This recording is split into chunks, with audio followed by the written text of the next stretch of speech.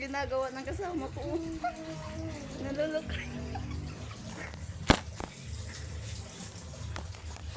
Kaya kasama ko.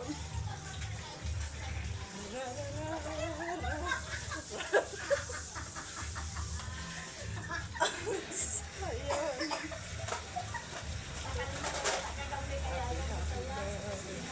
Happy birthday, Mari.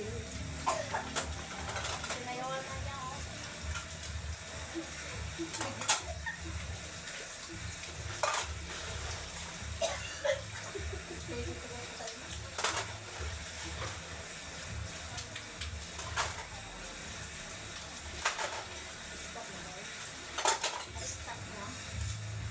Hi, hello, good morning, ay, good afternoon.